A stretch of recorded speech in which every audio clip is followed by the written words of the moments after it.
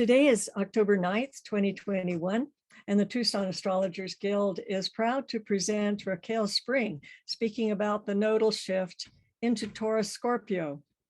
Raquel is a fourth-generation astrologer known for her unique methods and multidimensional approach to astrology, which allows her to dive deep into the heart and soul of any chart, and I'm sure any configuration. We're very excited to hear what you have to say, Raquel. Everybody put your hands together and show her, welcome her. Okay. Thank you. It's all yours. It's all mine? Okay, all right. I have 2 whole hours to speak. How about that? Hello, everyone. My name is Raquel Spring, and I'm a 4th-generation astrologer.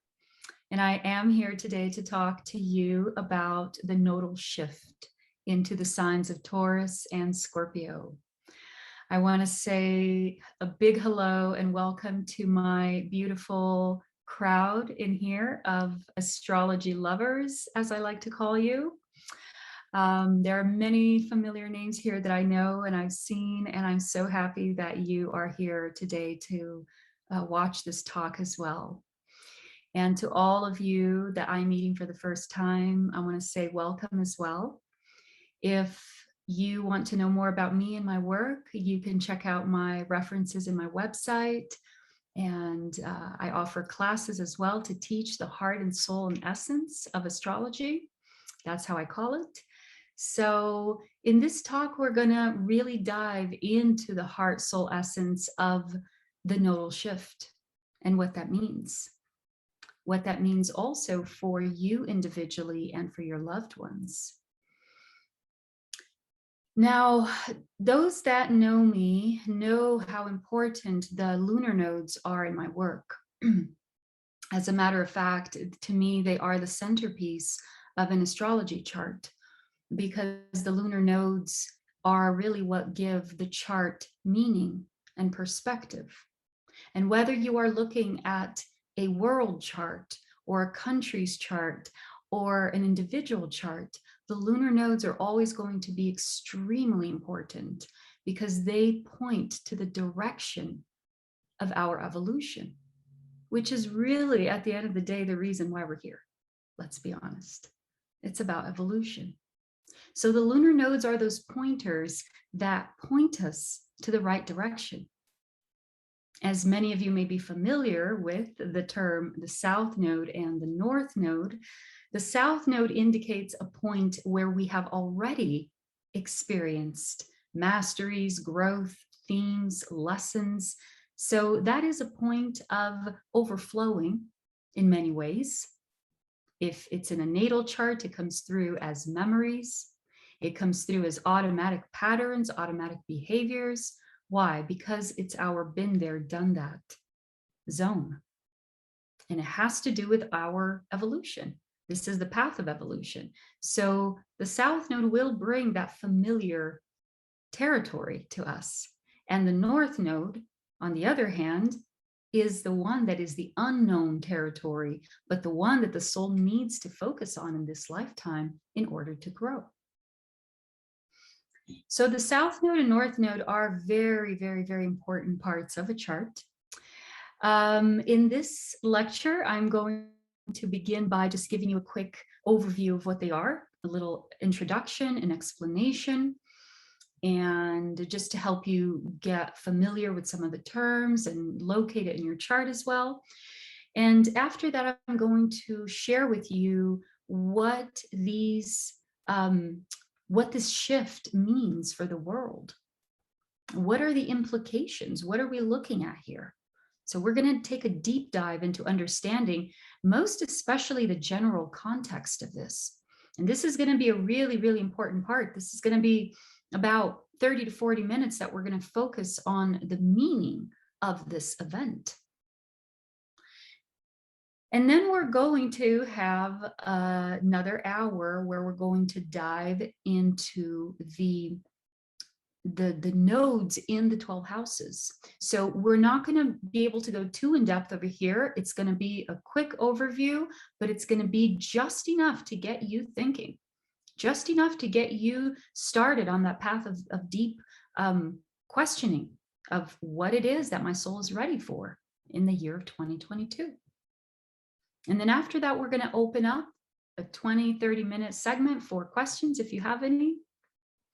So let's begin. And yes, you can use the chat. And is there a feature as well? I mean, at the end, we can look at that. But I think there's a feature where you can also just pop up here and ask with your voice. I always like to say that I'm not from this country. I'm not from the US. I'm from Brazil. So sometimes I know I can sometimes fool you because I don't have much of an accent, but every once in a while I get stuck in a word and I'm like, how do you say that again? So if that happens, you know the reason why. So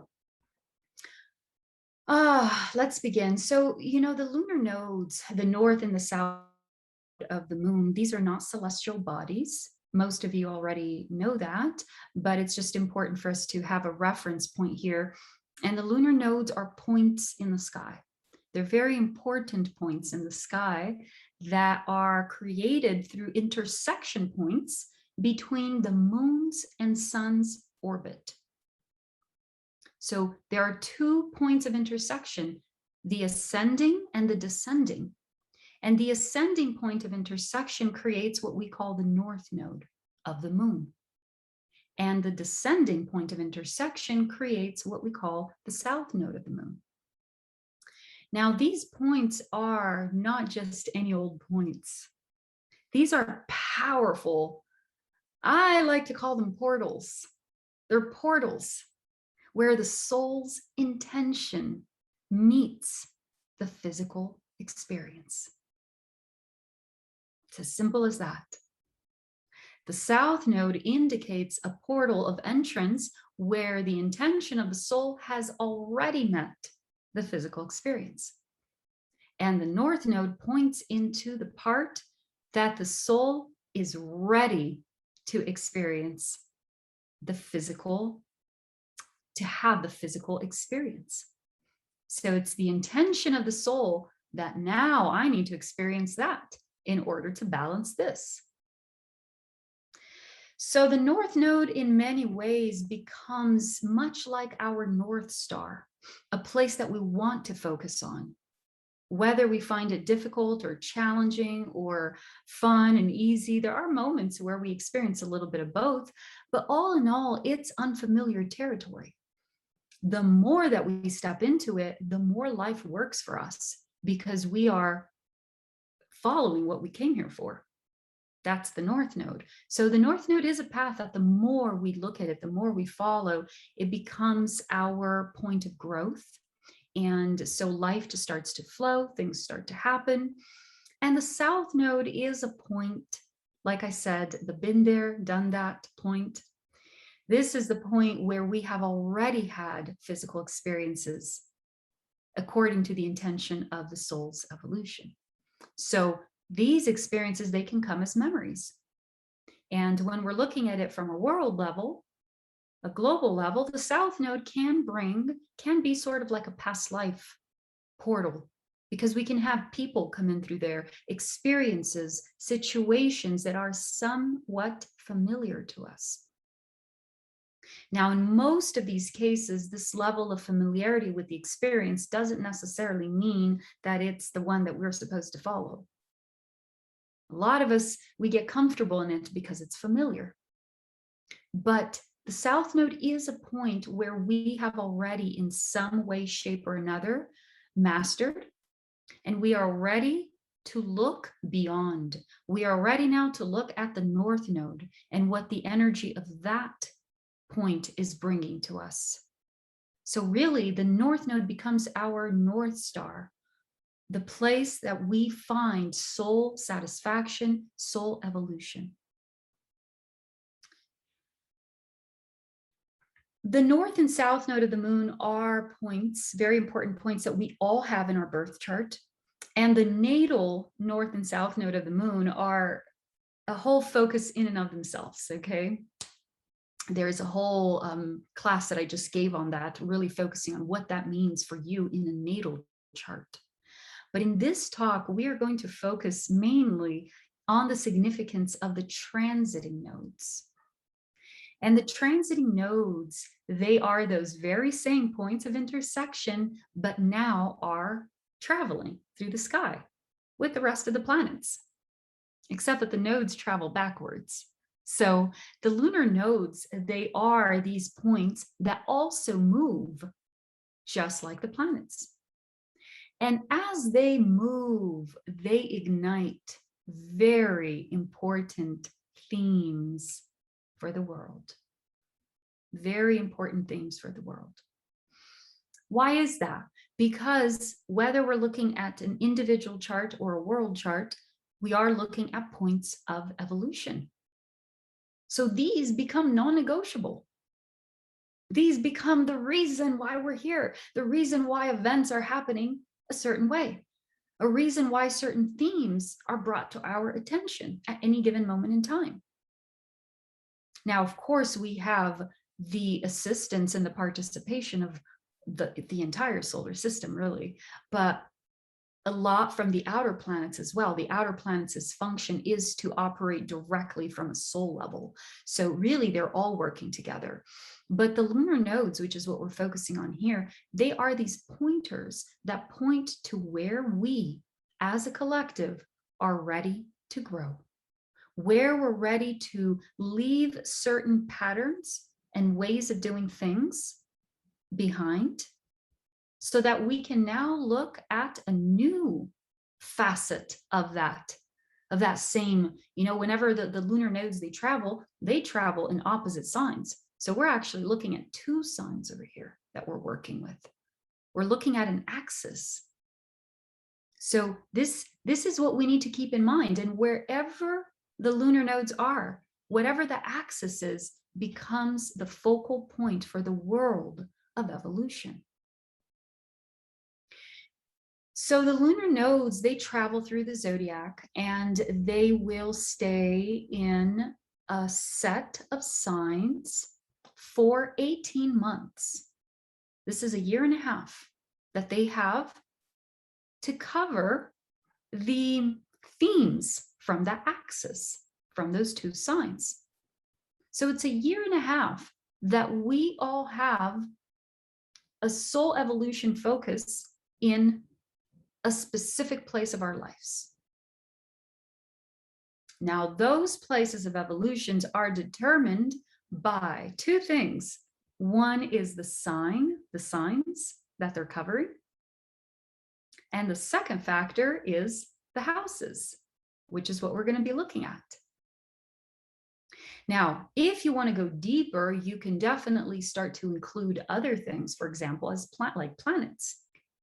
If you have planets in Taurus or in Scorpio, these are only adding further meaning to whatever the lunar nodes are doing in your chart.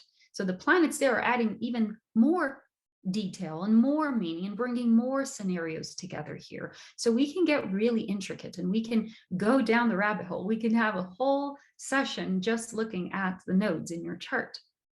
But if you can understand this merging of sign and house for you, you already have a very good understanding of where this is heading for you and what it is that you are ready to look at in your life. So the lunar nodes, for the world, they are very, very important for another factor. The lunar nodes are the locations where we have eclipses happen. So that zone around the lunar node, wherever we have new moons and full moons near those spots of the south node and the north node, those are what create eclipses. And eclipses, I did so many talks last year on the eclipses, and every time I would talk about the eclipses, I would start by reminding you how eclipses have been feared and or revered for thousands of years. The eclipses were like one of the big celestial events that would happen, and still until today, there's this like eerie, feeling whenever there's an eclipse coming. Oh my God, it's like this big deal. Well, I meditated a lot on that, and I realized that the reason for that is because eclipses are nothing more, nothing less than bursts of energy that are fueling our evolution, because they happen near the nodes. So these are moments, eclipses are moments where strong energies can come in, because these are energies that have to do with the script of evolution. And that's not always a very comfortable script. It's about growth for sure, but it's not always comfortable. So of course, especially in the ancient times when people didn't fully understand that, we had a lot of the fear. We just knew a lot of big things happened. But now today, thankfully, we have a much deeper understanding of astrology, and we can connect with the wisdom behind the alignments as well. And so in that, we are able to gain perspective over what's really happening and why. So just remember that the lunar nodes are very key points of evolution for the soul, from the soul and for the soul. And when we are looking at the world, the collective shift of the nodes changing signs, we are looking at a slightly different direction here in this script, this massive transition that we're in, these delicate times that we're in. This is not just any old shift into a new sign here. This is a shift into a new sign while we are transitioning. So everything matters. And this is a very, very delicate time we're in right now. So as far as the collective energies go, we are having a shift that is going to be happening of collective focus for evolution. We have had almost 18 months of the lunar nodes being in signs of Gemini and Sagittarius. And this has been contributing to what is the primary function of the axis? A shift of perception. This axis is perception, information, and communication. So we are starting with a massive shift of perception, primarily because there is so much misinformation going on. Of course, the eclipses in this axis of communication, we're having so much scrambled information, disclosure, people feeling confused. Information is just all over the place. And as a matter of fact, this is contributing to the greater cycle of evolution for a complete crumbling of our old ways of perceiving things. We are having quite literally a shift in the programming of the matrix, the operational system that we live in. And this is having a direct effect in the way that we perceive things, including time. The way that we experience life is so different now, and it's just becoming more and more. And this is just the precursor for the bigger cycle of them all that we're in, which is the Aquarius age. That we've been in this very slow transition into this Aquarius age, but now we are more than ever really ushering in this energy of the Aquarius age. So along with the new era and the new cycle, there are going to be naturally new programming coming in, new understanding of life coming in. And that really begins first with the crumbling of the old perception, the shifting, so that new perceptions can come in. And this has been one of the main messages of the lunar nodes in Sagittarius and Gemini. But now we're getting ready for a slightly new script to come in.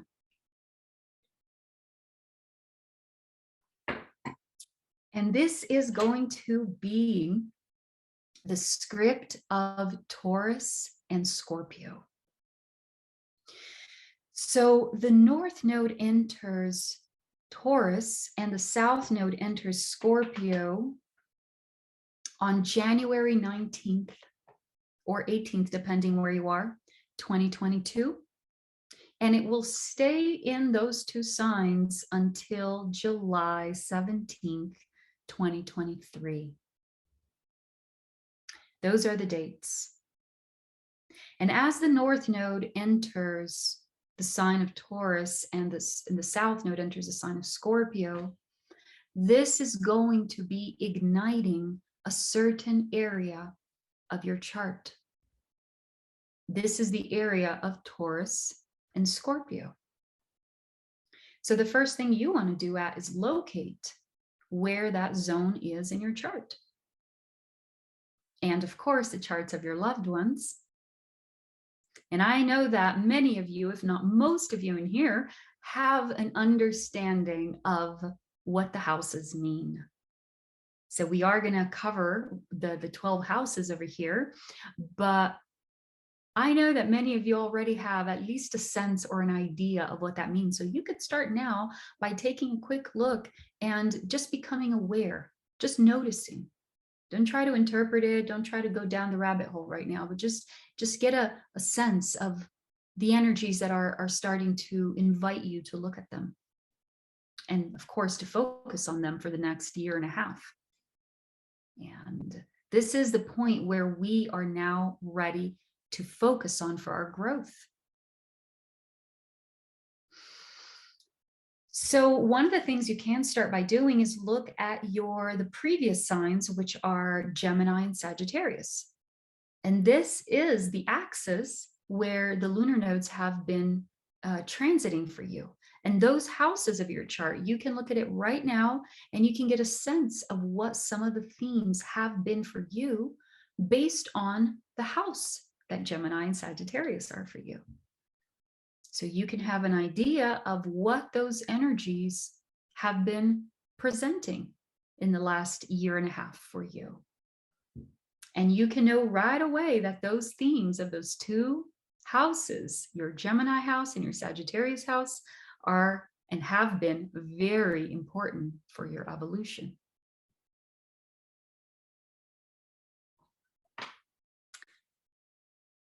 So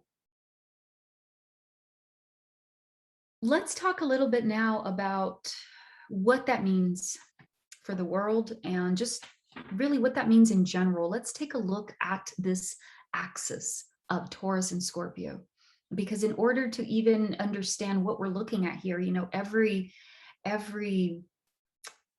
transit of the lunar nodes is so unique. It's so unique.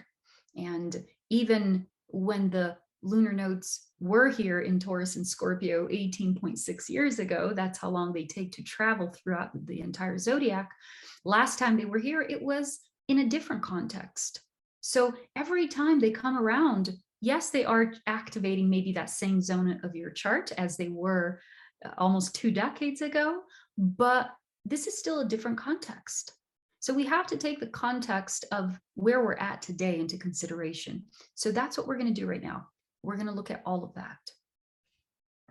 And this is a very important part of this class here, this lecture, because this is what is going to give you half of your understanding and your interpretation is going to come from understanding the houses, but the other half is coming from this part.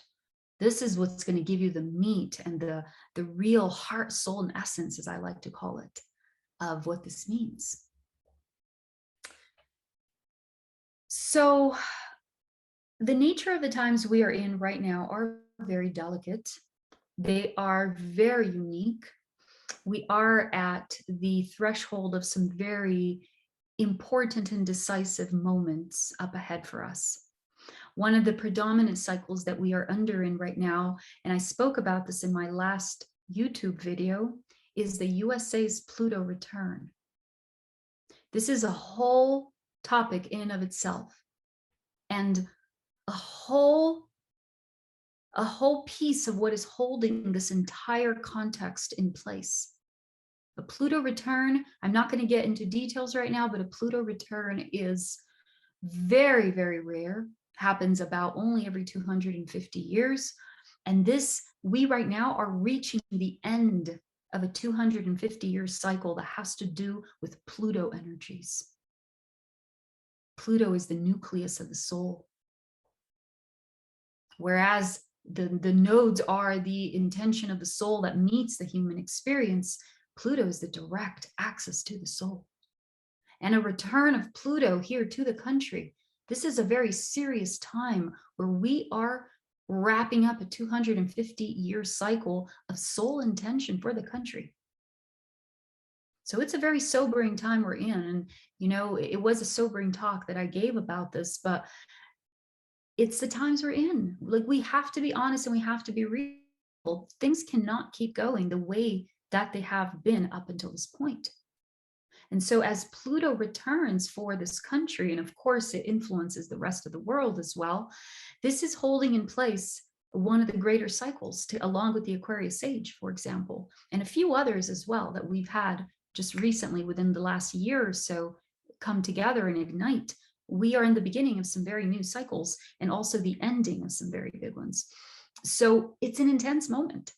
It just is what it is. And one of the things that I love about astrology is that it really helps us to, in many ways, become emotionally detached from the situation, so we can reach a level of objectivity about, okay, here's what we have to work with. So how are we going to go about this? What is really happening here, and how can I show up for what is happening in the best possible way? So astrology is a powerful tool that helps us understand that. And in light of the times that we're in, the nodal placements, they become very important for us, because the nodal placements are already this non-negotiable aspect, but even more so during the times we're in, where we're wrapping up this next year of 2022, and 2023 is when we wrap up the Pluto's return. USA's Pluto return. So the next 2 years are going to be very important.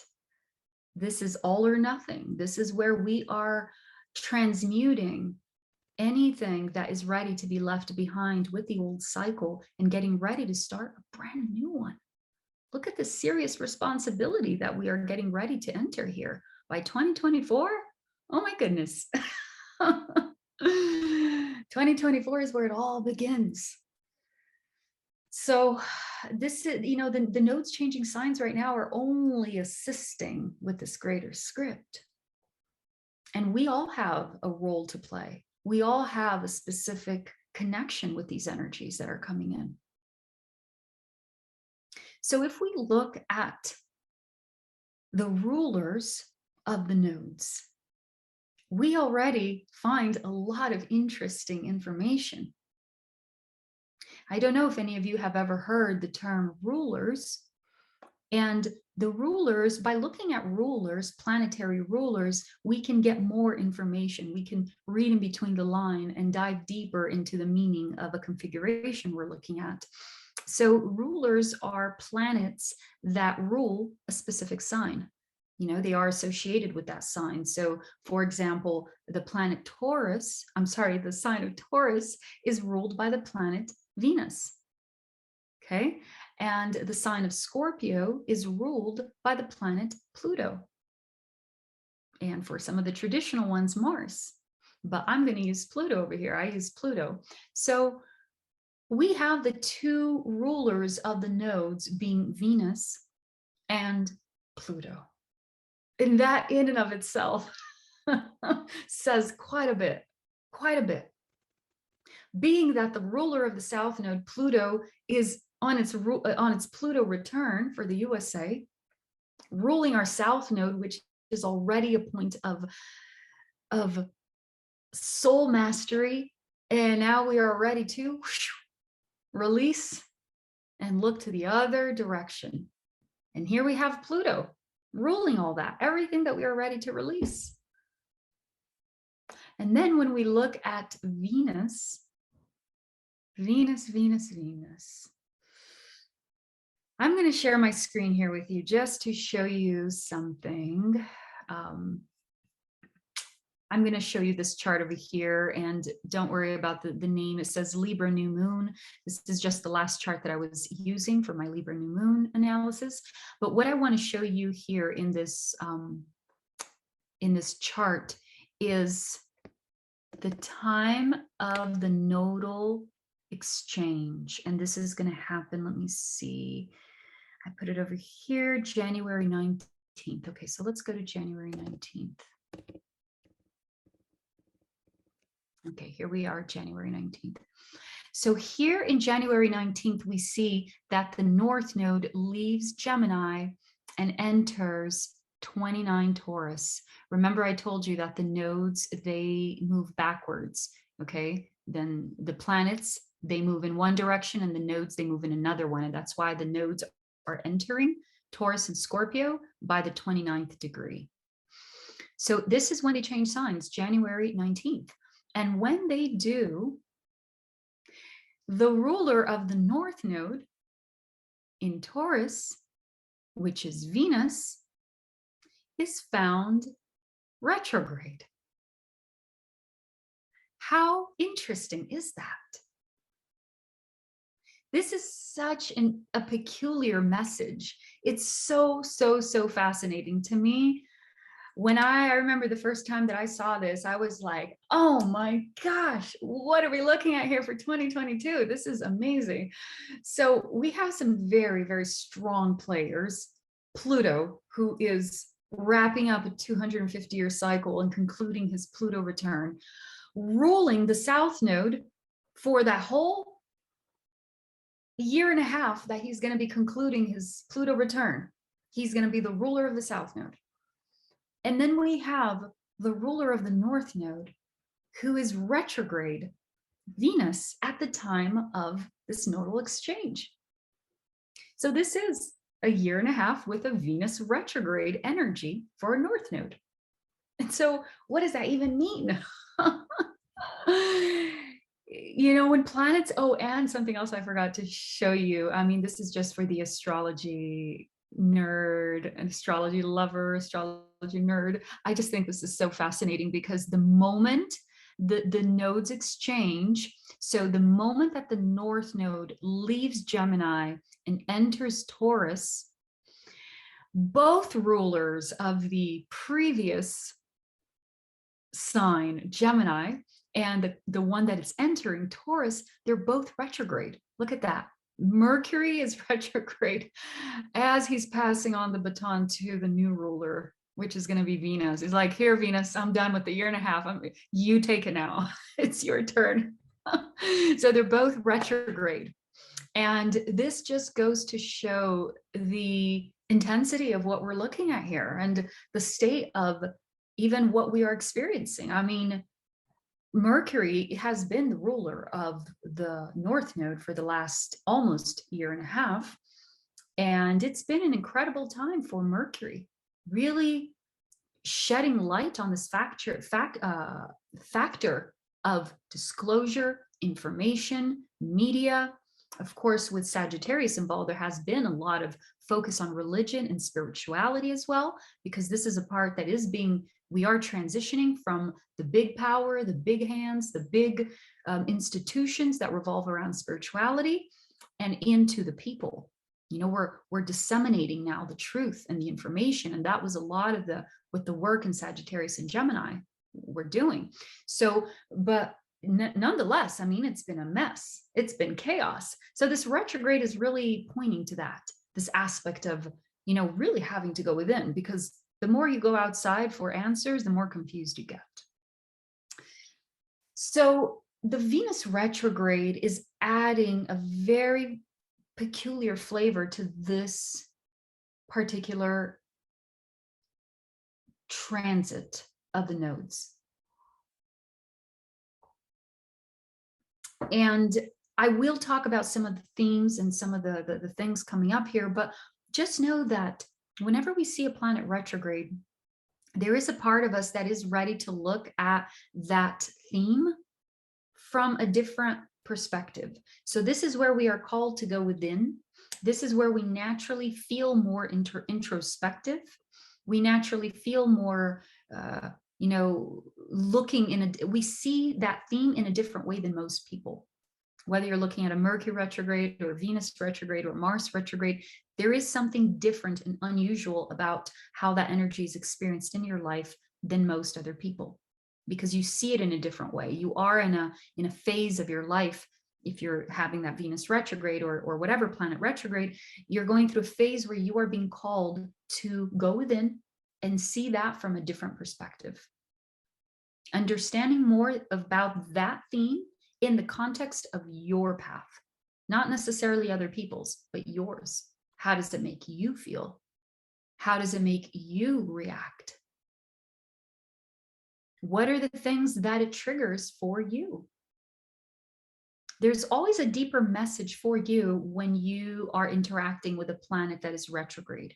It's always time in one way, shape, or another to go within, understand that in an individual level, and look at how that is speaking to you in your life more than how that is reflected on other people's lives and on the outside. So the things I'm going to talk about here that have to do with Taurus and Venus, these are going to be themes that we are going to be called to go within. We are going to be called to look within and to understand that about ourselves primarily in a new way. Because then and only then we will begin to see anything reflected in the outward, into the world. So some of the themes that we are going to open up here with this North Node and South Node in Taurus and Scorpio, one of them are, so the axis of Taurus and Scorpio is an axis that deals with, I wrote 3 different points over here: desire and values, intimacy and relationships, and the body-spirit connection. There is an element here, starting with this third one, there is an element of spirituality when we look at specifically Scorpio. There's an aspect of spirituality that happens over here, but really when we're taking into consideration the other part of the axis, Taurus, we're looking at the body. There is going to be a new focus coming to us on the body. And this is going to be the connection of body and spirit that we're going to be evolving into, understanding in a new way. So these 3 things, the desire, values, intimacy, relationships, and body-spirit connection, is the general overview of this axis and what we're looking at here. When we look at desire and values, my goodness, Taurus and Scorpio are all about desires. Now, the Taurus is the pleasures that comes from those desires. A lot of them connected with the physical senses, with the bodies. And the Scorpio part is the part of desire that takes us down the rabbit hole, that we have to face eventually the shadow part of that desire too. And this is only possible with another. So in this axis, we are looking at a very key focus in relationships. This is going to be a very significant part of this axis and this focus here. So that was the second one I wrote, intimacy and relationships. So the Scorpio and Taurus axis is also the axis of sexuality and relationships. These are themes that for the world, it's going to become prominent. We're going to see more people talk about it. We're going to see new teachers come up and put out courses on relationships. We are going to see some powerful couples come to the picture. We are going to see, because the North Node is in Taurus, okay? And after all, Taurus is very much connected with Venus, very much that sense of pleasure and also of relationships. So we have that aspect in focus, and we are going to see a focus in specific relationships coming into the picture in 2022 that are going to be key relationships for this transition. And you're going to see these couples coming out. You're going to see a lot of talk on couples, divine masculine, divine feminine. You can see a lot of that because those are just themes that are related to Venus, the ruler of the North Node. But you're also going to see a focus in relationships in the Scorpio sense. And in the Scorpio sense, there is going to be a very specific focus on transformation within relationships, especially depending on what house you have that in. We're going to go through the houses next, and you can start to narrow that down a little more for you. But especially depending on what house it's in, there could be a degree of very significant relationships that you are going to be experiencing, and transformation through relationships. This is a time where we have to really start to face a lot of the shadows and parts of ourselves that have been holding us back from experiencing power within our relationships. There are so many relationships nowadays that are just, surviving and just keeping the peace because, oh, we got kids and we got to make it work type of thing. This is all ready to go. This is all ready to change. So there is going to be a factor coming into the picture here in 2022 that we are going to get very real about what relationships even mean. Scorpio is very much about the transformation, the experience of death, the experience of transmutation. And in many ways, there are many relationships right now that have been, the contrast has been so great. So it's been like, either you can't stand the other anymore and you're making choices that are, okay, we just have to agree to disagree and we're going to go separate ways here. But then there are other couples that are just getting stronger right now during this time of having to come together, of really having to not only support each other, but also know that these are very, very crucial times. Together in unity, there's strength. So there is this big contrast that is happening within relationships, and it's a very emotional one because it's having all of us go deep within to search our soul, to in many aspects go through this level of death and transformation of what our old concept of relationships has been up until this point and what is ready to become now. Taurus, we have to keep in mind that Taurus is where we are going to be focusing on, even though the ruler Venus is retrograde and there is going to be a little bit of, let's have an internal view here of what's really happening, where our values are really at this given moment in time. There is going to be an aspect of that, but still Taurus is where we are looking at to evolve. And this energy of Taurus, unlike the energy of Scorpio, the energy of Taurus is very stable. Scorpio can also be, but they're primarily ruled by their emotions. So if they feel something, and whenever they feel so deeply, they can get swept away by their emotions. And Taurus isn't. Taurus is stable. Taurus is as stable as it gets.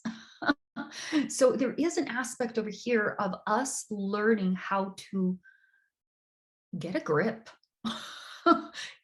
let go of so much of the drama and the chaos and even the aspect of death that is ready now to become transformed and Taurus embodied. We are ready to some extent to start understanding the concept of stability, control, having control over our reality.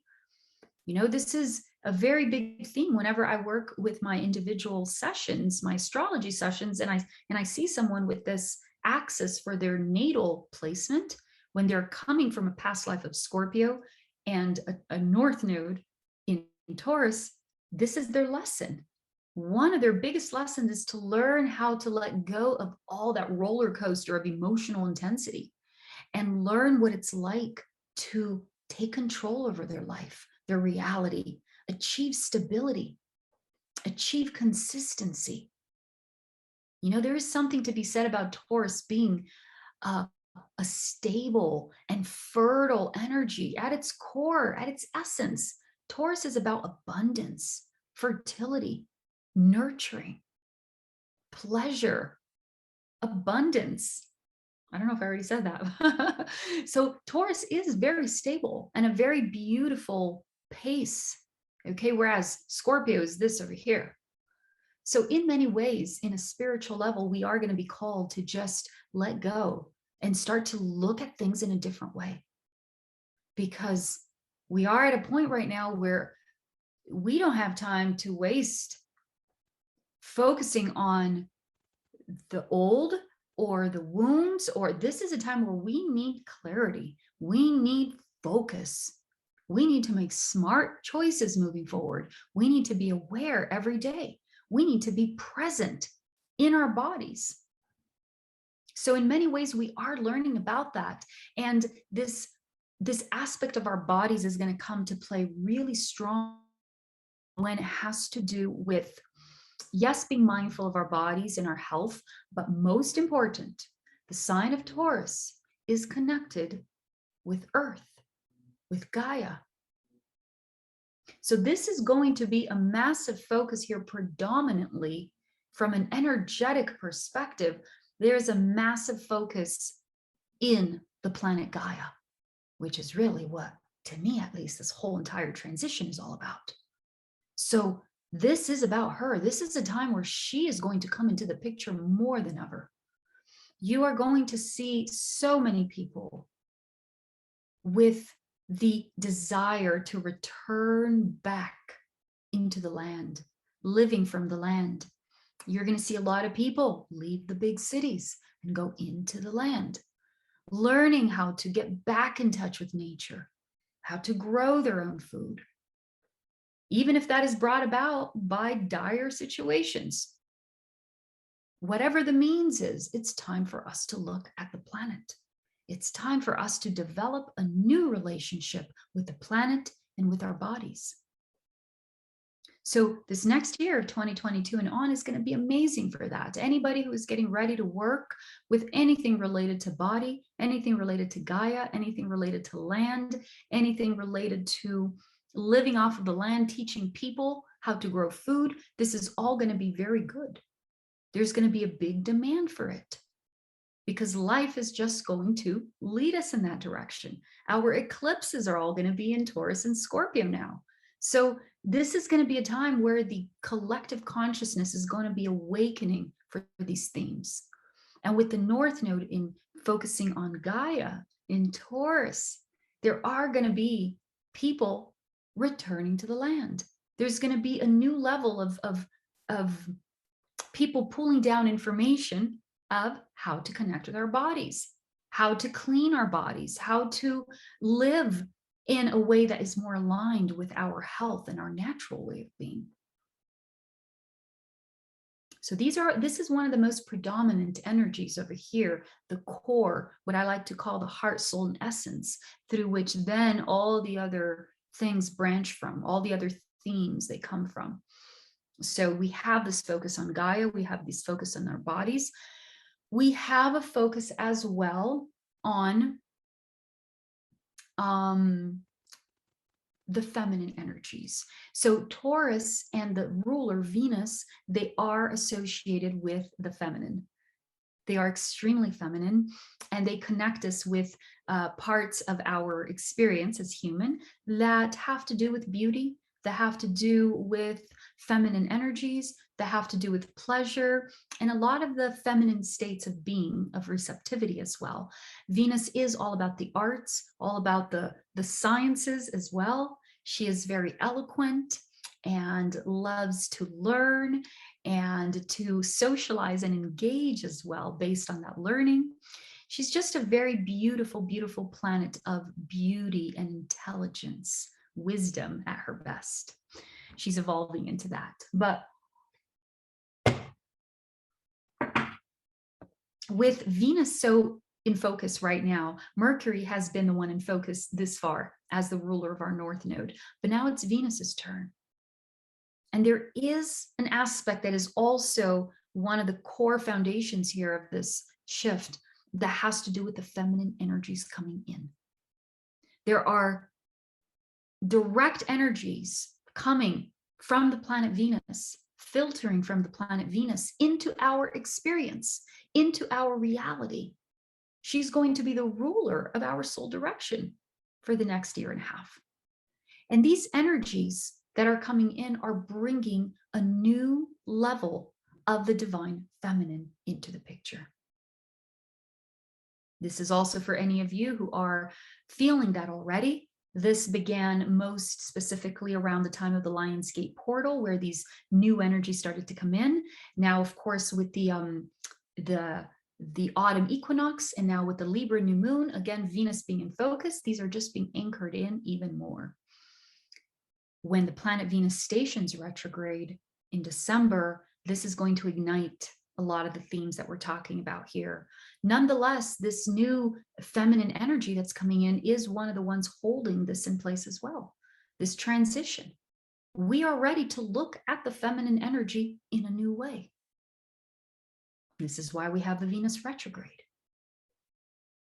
And I've been sharing a lot about this as well, because this is something we are going to see. We're going to see a new perspective even on what the divine feminine means. Many of us have been hearing this term for a long time, and we may have an idea, and we may have had some examples and seen people here or there, but that's all changing. Why? Because we're ready for more. That's why. There's always more. That's why we have evolution. So we are having evolution of the feminine energies as well, and what that means. So within that, now streaming down, we have relationships. We have new relationship blueprints that are coming into the picture. Now, this is not something that's going to happen night to day. For example, look at the North Node transiting Gemini for the last year and a half. Have we seen the function come to be of the North Node in Gemini scrambling the truth, creating a complete, shift of perception and misinformation, all that? Yes, we have.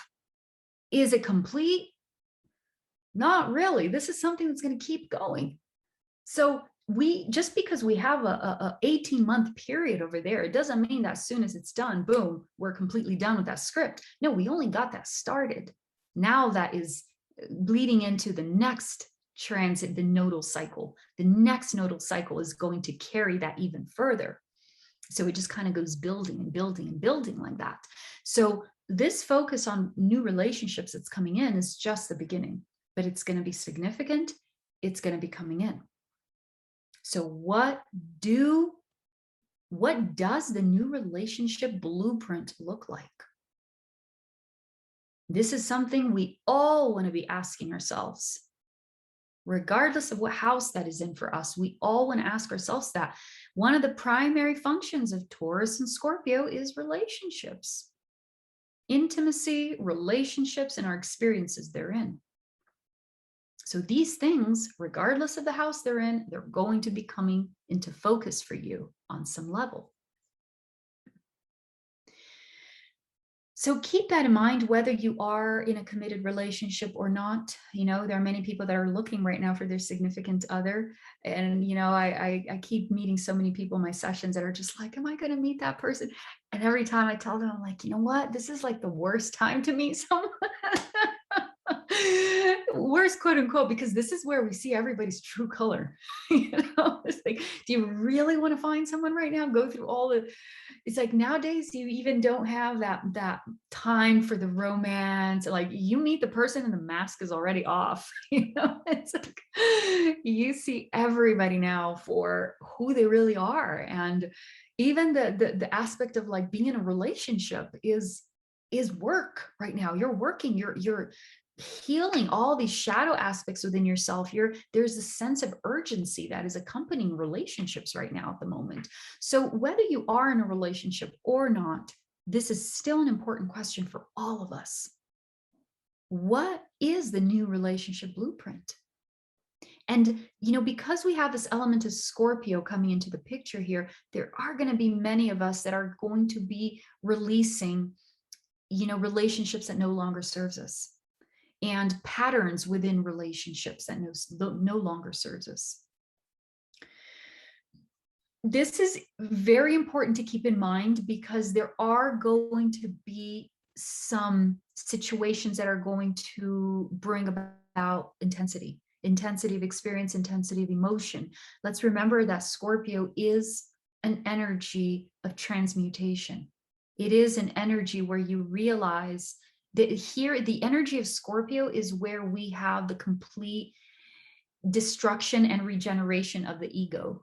The ego that was born in the previous water sign, Cancer, now in Scorpio, it goes through the fires and the tribulations of that so that the ego can be purified, right? And the last water sign, Pisces, is the most spiritual of them all. It's the one that transcends. But Scorpio is one that has to do with spirituality, but spirituality that takes us down into the rabbit hole of emotions. We feel very, very, very deeply. And there is a feeling with Scorpio, that this feeling of death. And this is a theme that I want to bring up over here as well, because death is going to be a prominent theme for 2022. You know, whether we like it or not, it's real. It's where we're at. And so whether we are looking at physical or emotional or psychological death, there is this aspect of releasing the old identity, letting go of who we have been up until this point, and then becoming embodied, right, Taurus, in this new understanding, really developing a new relationship, a new connection with the body. This is really the process that is happening here. But even in this experience of death, some of us are going to feel that within our relationships. So everybody's going to feel this process of death in different ways. And that's where every chart gets very unique. It's not just about where your sun is at or your rising. There's many factors here, but every chart is going to bring a unique message. But overall, there is this aspect of allowing this old identity to be shed. You know, very much like this is the function of Scorpio, the Phoenix, the transformation aspect. So relationships is going to be a big catalyst this coming year, big catalyst. And along with that is I wrote over here, intimacy in relationships. There's a very key element with sexuality that is being emphasized over here. For the world, this is going to be really interesting, because for the world, I feel like it's going to be still part of this disclosure that's happening a lot now, that's going to be coming up with sexuality and with sexual energy as well. This was the very first thing that came to me when I started tapping into this, you know, and meditating with this nodal shift in the beginning, actually, of 2021. When I was meditating, this was the first thing that came to me, is the actual transmutation of the sexual energy that has been misused on this planet, that many of us know of, all of the old magic and the old spells that have been keeping a lot of these structures in place up until now. This is the time, especially with the ending of this 250-year cycle of the Pluto return. This is the first time since the birth of the country, since we signed the Declaration of Independence, that we have the soul returning to its original intention. So if there is a time more than ever to break the spell that we've been under for these last 250 years, it's now. So this is going to be a time, especially as the Pluto returns for the country in the next 2 years. This is going to be a time where we are also going to be, as we release the old cycle, so are a lot of the themes along with it are also going to dissolve. Many of them being the old magic and spells that have been kept in place during this entire cycle. So along with that, we also have a lot of misused sexual energy that is ready to be released, and it's ready to be transmuted. And this is serious. This is serious, because along with it, what is one of the things that is related to this? All of this old magic and sexual energy that has been misused: money, paper money. So do you start to connect the dots now and see why a Venus retrograde as the ruler of our North Node, emphasizing a new direction in values? Yes, this is going to be reflected in our economy. This is part of a much greater energetic shift that is happening here. So That's why I wrote desire and values. We are having a complete shift of understanding over here of the nature of our desires, where they come from and where they have been taking us all along. Who has been in the steering wheel of our desires? And where has that been taking us and the planet? As a consequence, our values are going to shift. They already are, but they will even more so as soon as Venus stations retrograde in December. It's going to begin. This is going to be a very powerful shift of values individually for us. And this is where you absolutely want to get this to and take this to your chart and look at it in your chart. But you also want to understand that the world is going through a shift of values. Of course we are. I mean, look at just everything that's happening and the way that we are not even living our lives like we were 5 years ago. So we are in a massive transition of values here, massive process of awakening to new relationships with others, new values. As a consequence, we are going to be ready to introduce new value systems into the picture as well. New value systems are going to be ready to come in. This is part of the new energy of the Aquarius age. Now, there's no way to determine, exactly what's going to happen or when or where, but, we can have guesses. For example, Scorpio, which is where we're releasing, Scorpio is the banking systems. So I'll give you something to think right there. And I don't have to give you a 1, 2, 3, this is what's going to happen, because that's not what astrology does, but astrology is pointing us in a certain direction. I do think that, me personally, I do feel that we are going to more and more go digital with everything, because that's just the nature of Aquarius. And the new air energy that we are now under for the Saturn and Jupiter conjunctions from this point forward for the next 200 years. This is a brand new cycle of air energy for the restructuring of our society, our government, our financial systems. It's air now. So I do think that we are slowly going to more and more become digital, education as well, and a lot of the themes that have to do with this Aquarius age. So when we look at a shift of values, I think that it's only a matter of time before we start to find other solutions and other alternatives that are more adapted to where we're going next, because obviously the old isn't working anymore. So, yeah. I wrote over here, food, agriculture, and many people returning to the land, of course, because we are going to be having a shift in how we perceive, the land, earth, how we are stewards of this place. And even if we do have to go through a year or two of more intensity because we are concluding the cycle, there is still this seed that is waking up in us right now during this time of this rearrangement of values for us. And this is so important. This is the seed that is going to continue growing and carry us into the next phase.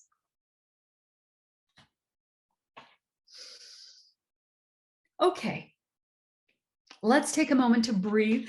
That was a lot of information. Whew.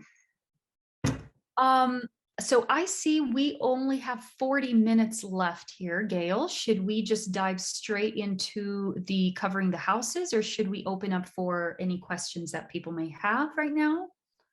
Well, I haven't seen any questions in the chat so far, so why don't we go ahead and then you can, after this next little bit, then you can open it up for a chat. And people can also raise their hand when it comes time and you're ready for questions. They can raise their hand by, oh, wait, there is here. Yes. Are you using the true node or the mean node? Yes, I personally use the mean node. It doesn't really matter whichever one you want to use. These are just different speculations. The moon bounces back and forth and has a very unstable orbit. So even the true node, there is no way to pinpoint exactly that level of accuracy, especially when it's projected way out into space like that. So I end up using the mean node. It's just the one that works for me, but there isn't much of a difference, and you can use either or. Okay, there's another question regarding the new axis squaring the natal axis of one's chart. The new axis of the nodes, where the nodes will be squaring the axis in somebody's chart. Yes, I wrote it down over here, but I was actually going to skip it because of time. But I did want to mention the nodal return, the reverse nodal return, and then the squares also are quite significant. What she's asking over here is the transiting north node. They're always going to be opposite to each other. And she's asking, what if that position of the transiting north and south node, what if they are creating a square with someone's natal nodal placement? This means that if the nodes are in Taurus and Scorpio, then your placement would be in Leo and Aquarius, because those are the squaring signs. This is actually where I have mine. My north node is in Leo and south node in Aquarius. So yeah, the reverse nodal return is when right now we are having the north node enter Taurus. But if you were born with a south node in Taurus, you are getting ready to have your reverse nodal return. And then we have the nodal return, which is where the north node returns to the same place as it was when you were born. So if you have a north node in Taurus and south node in Scorpio. So not getting too deep into those, but those three are very significant. If you have either one of those three, these are very specific moments that are lining up with your evolution. The core reason for why you are here on this planet. This would have a lot to do with your natal placement, be they in Scorpio Taurus, Taurus Scorpio, or in Leo Aquarius. These are important moments for you where you are having a rearrangement of energies in your life, and you're getting ready for a new cycle, depending on which one it is. And it's a very significant time for your soul right now. So I think that takes care of the next question, which was about how you would address the talk to someone whose nodes are the opposite. That's called the reverse nodal return. Yeah, that's when your life gets rearranged for the next half of the cycle for you to continue fulfilling that cycle of soul intention. And I think Barbara's question about the natal nodes, her natal nodes are in Taurus Scorpio. And of course, you're talking about it's all relevant. It's really going to impact your soul's evolution, right? If these nodes are going to touch you and your nodes in any way, your personal nodes, if they're in Taurus, Scorpio, Leo, Aquarius. I see that all the questions here, they're all in relationship to the nodes, to your natal nodes. And yes, whenever you have any aspects to your nodes, whether they are from the transiting node or from a planet, if it hits your nodes, it's important because it has to do with your soul evolution. So this is a part of your experience that is non-negotiable. So the nodal return, which is what Barbara is asking, if I'm not mistaken, this is a reset. You are ending a nodal cycle, which is almost 19 years. So you are ending and getting ready for a new one. This is very significant for you. This is like a Saturn return, but for the soul. So it's even deeper and bigger. So a lot of endings, a lot of things that don't belong in the new 20-year cycle are going to stay. And you're going to open a new phase when that nodal return happens for you of new themes of soul evolution with that specific axis. Okay, so it's just different cycles that we have, resets, and under the same theme. So we have these upgrades of what we experience. Then we have the reverse nodal return, which is when the north node meets the south node and the south node meets the north node. This is where you completed halfway of this 19-year cycle of soul evolution. So you've reached the midpoint. This is 18 and a half years or so. And I'm sorry, 8.5 years that you reached. And now it's time to reevaluate. You only have half left to go of that cycle. So anything that does not belong there, if you got way too off track or something, life starts to rearrange itself to put you back on track so you can finish the half of that important cycle. And then the squares is pivotal points of choice, of action. These, are points of destiny as well, where strong things may happen and you just need to take action. And these are also crucial points for the path of your evolution. But the reverse and the nodal return are the strongest ones. Do you ever recommend to people that they look back, maybe in 2003 and 4, the nodes were doing the same thing?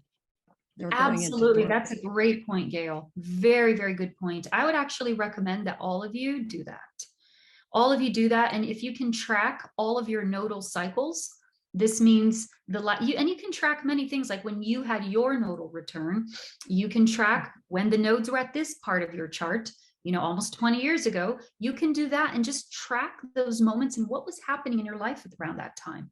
These were all significant things that had to do with your evolution. Yes, thank you.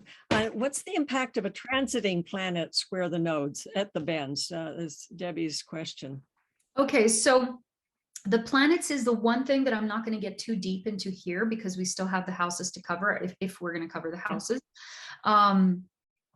But I will say that if a planet is involved, whether it's a square or, of course, the conjunction is always the strongest. So this literally means if you have planets in Scorpio and or Taurus, you're primarily feeling this. But really, any planet that is in aspect with the nodes, these are planets that are becoming involved in whatever theme that is, whatever script that is. If it's something with your family versus work, then if it's pulling a planet into it, that planet's themes is going to be involved in that script for you. So all you have to do is look at the planet and what it means. And that's the starting point. Great. Thank you. Mm-hmm. All right. I think we can go on. Okay. Let's jump straight in then, the houses. And this is just to get your feet wet. Okay. You can take some notes over here, pull up your charts. If you have other people's charts, you can also follow along, because I will be covering all of the houses, and we're going to work with the axis. So we're going to work with the two opposite polarities by pairs like that. And then as I talk about it, you can see, well, who has that one that she's talking about.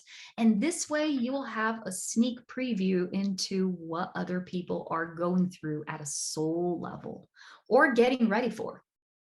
And this is very helpful because, like I said in the very beginning, the nodes are what helps to give meaning and perspective to our experiences. So now you can have a starting point to understand your friends, your family, your loved ones in a deeper way. And so you can understand the greater meaning behind their experiences, because from January on, it's going to be about that axis for them. So let's start with the angles. I always say that the angles are one of the most important factors in a chart, especially when we're working with houses. The angles are the structure of the chart. And if you are having this eclipse happening at an angular house, this is very significant for you. The angular houses, and then the 4th and the 10th. Those are the angular houses. And when the North Node crosses the cusp from the 12th into the 1st, for example, this is that line that separates, that line that divides one from the other. Or actually, in the nodes case, because the nodes travel backwards, we're looking at the opposite. So if you're having the nodes leave the 1st, right? Oh, no, actually, no. Yeah, leave the 1st to enter the 12th. This is happening to a lot of people right now, and leave the 7th and enter the 6th. Let's say that Scorpio and Taurus is in your 6th and 12th houses. And right now, as it ends Gemini and Sagittarius, it's crossing that cusp of the angles of the 1st and 7th houses for you. This is very important. Same thing for the axis of the 10th house and the 4th house. For some people, that is being crossed right now as the lunar nodes change signs. And if you have Taurus and Scorpio in one of the angular houses, this crossing of the cusp is going to happen later at the end of this cycle. So that's going to be in July of 2023. You want to keep an eye out for when they cross those cusps. This is really, really, really strong, and themes around the subjects that I'm going to say here, they're going to become very active for you the moment that the nodes conjunct your cusps, whether they be the 10th and 4th or the 1st and 7th. When that happens, it's very active for you. If you're looking at the 1st and the 7th houses, especially the cusps are the strongest, but the entire house is also an angular house. If you're looking at the 1st and 7th, you are looking at the axis of self versus others. Of course, wherever the North Node is for you, this is where you need to focus on for growth and evolution. And wherever the South Node is where you are ready to see things different. In order to see things different, you need to let go of the old. So yes, the South Node becomes a point of release. If you have planets around there, there may be people associated with those planets that you may have to say goodbye to. For example, if you have a natal Mercury over there and the South Node comes and conjuncts it, there may be agreements you've made with people, maybe even brothers and sisters, that, hey, because the South Node is there, it's okay to say goodbye for now, because there's something else that you need to be focusing on.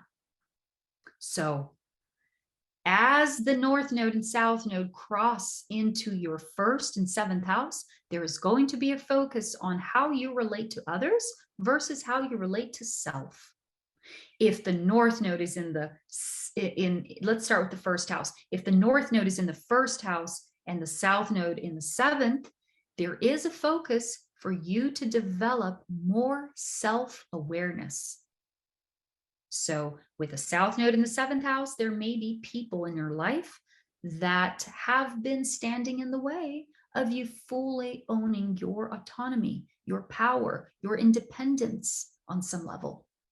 So there may be people that you will have to say goodbye or learn how to relate to these people in a different way, because now soul wants you to focus on you, leadership. The 1st house is such a big house that it's so much more than self. When things happen in the 1st house, it impacts us on a personal level. So it can be themes that covers just about anything, including health, including work. Yes, we see these themes come up when we have focus in the 1st house. The 1st house is also our path, the theme for our lifetime. So if you have the North Node crossing into the 1st house, this is time for a rearrangement of how you see yourself, how you show up in the world. What is your business card? Who are you at the end of the day? And is there anything that is holding you back from stepping into that power? If it's the reverse, if you have the North Node in the 7th house and the South Node in the 1st, then you are still working with the axis of self versus relationship. But now your focus for growth is in relationships. Now you are looking at everything in your life that has held you back that you want. Here's where life is going to be giving you opportunities to look at your relationships in a different way. Where have you been holding yourself back, potentially? Where have you been standing in your own way?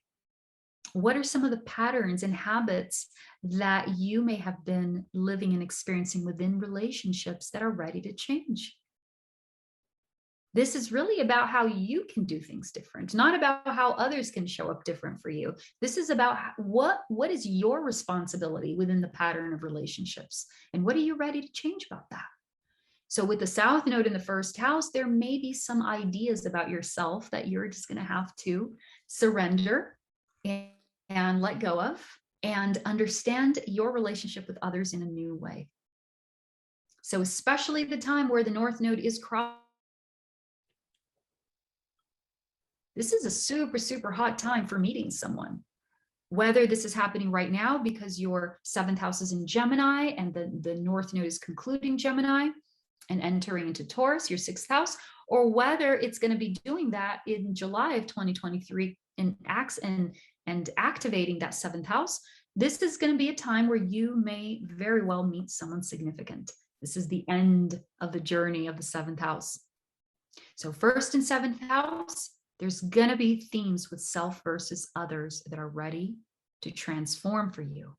Remember, it may be deep, it may be intense, especially because it's the signs of Taurus and Scorpio, which is intimacy, being really honest about your sexual needs, desires, patterns. You know, there's going to be a lot with sexuality that's going to be coming up.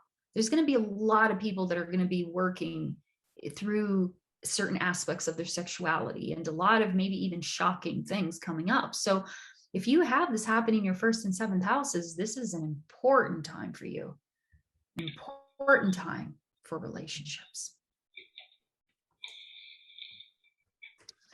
The other angle that we have here is the 4th house and the 10th house.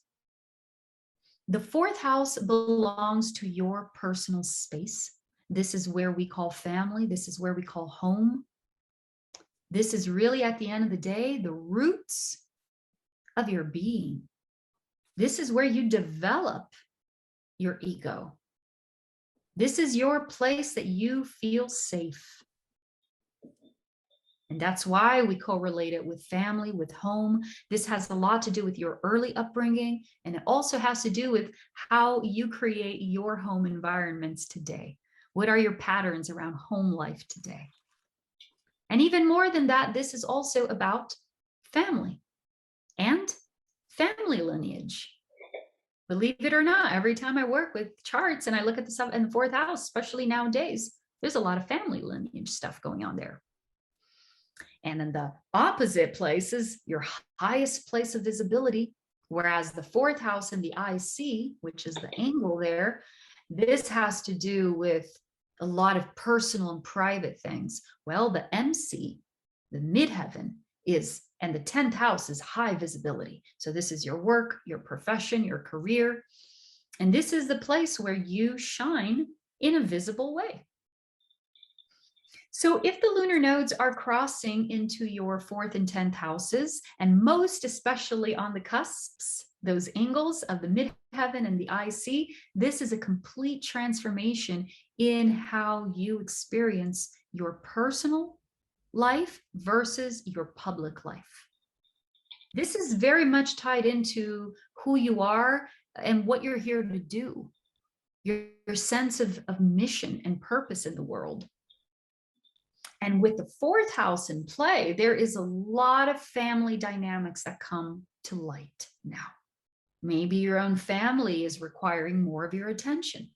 Maybe things come to the light that has to do with family matters and, you know, things that maybe were kept secrets, or just things that are ready to come out, especially if we're talking about the South Node. If you got a Scorpio in your 4th house, I'm sure that you have a lot of secrets stored up in that family lineage of yours. So with the South Node crossing in there, there may be, hey, this is a time to look at some things, face some things, you know, and really understand your family dynamics in a deeper way. Whenever I see a South Node traveling into the 4th house, this is also a time of a lot of healing and a lot of shedding of old patterns that belongs to family lineage. So there's always going to be some synchronicity with the person, most of the times, at least the people that I work with them doing a lot of deep work, family lineage, and then it's reflected in their astrological birth chart. They are releasing things. And sometimes it's even manifested physically. Sometimes it's even manifested physically where their family members, they will reflect that in physical ways. So there's a lot of healing that is happening right now.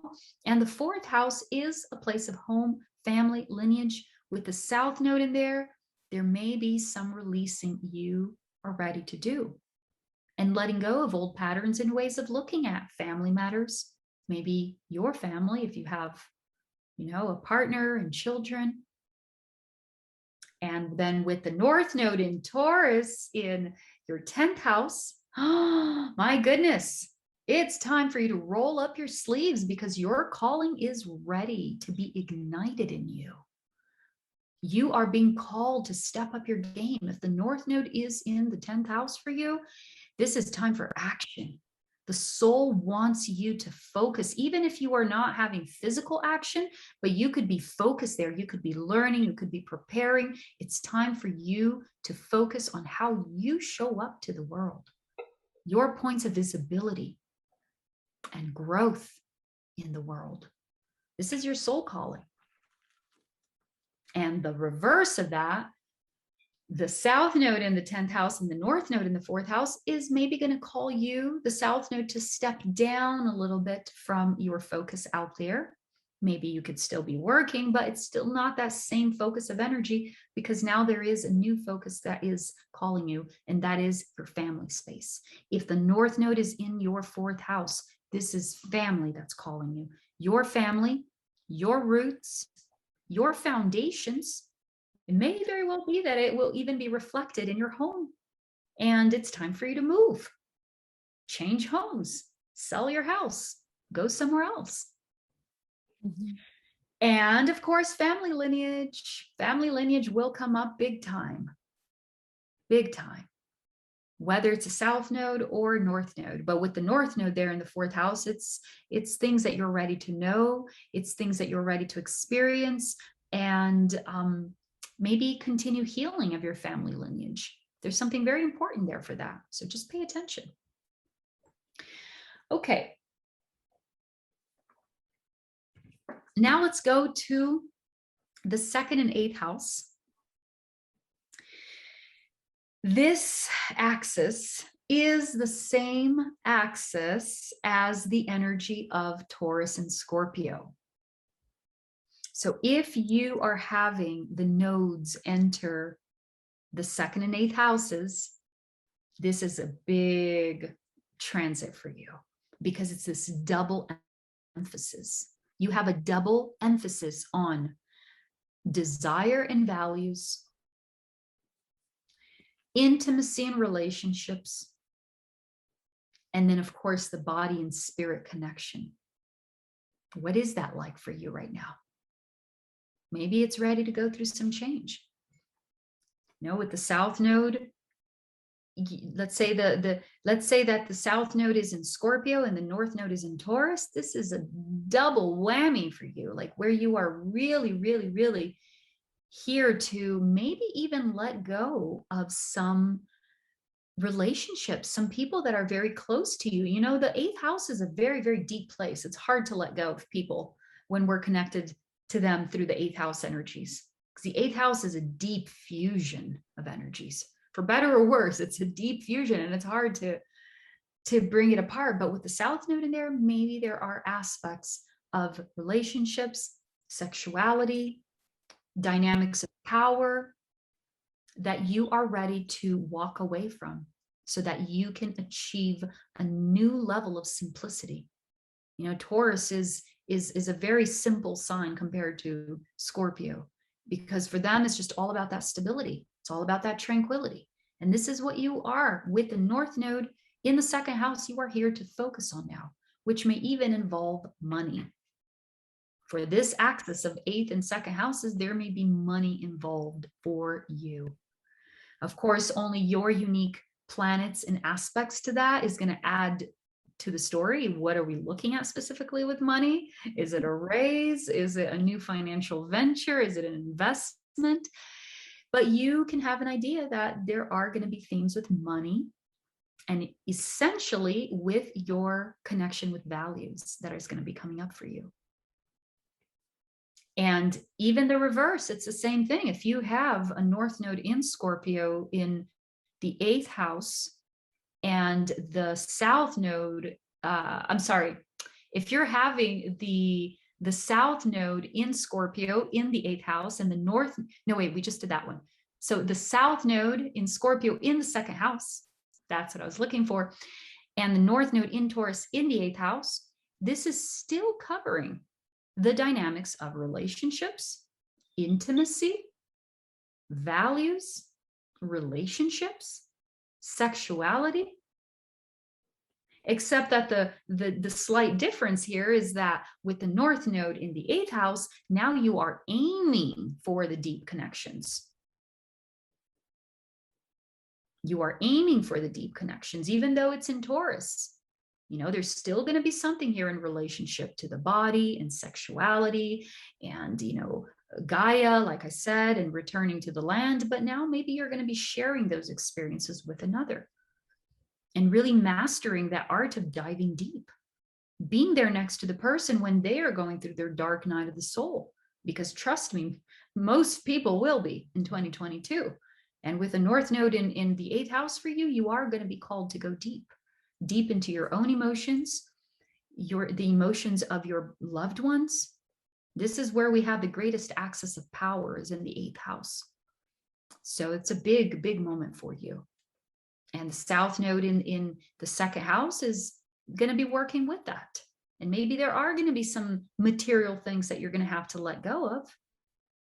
Maybe some goods or some physical, acquisitions that you may have that you may just have to let go of so that you can focus on the other. If the other is going through a crisis, then you have to drop everything to be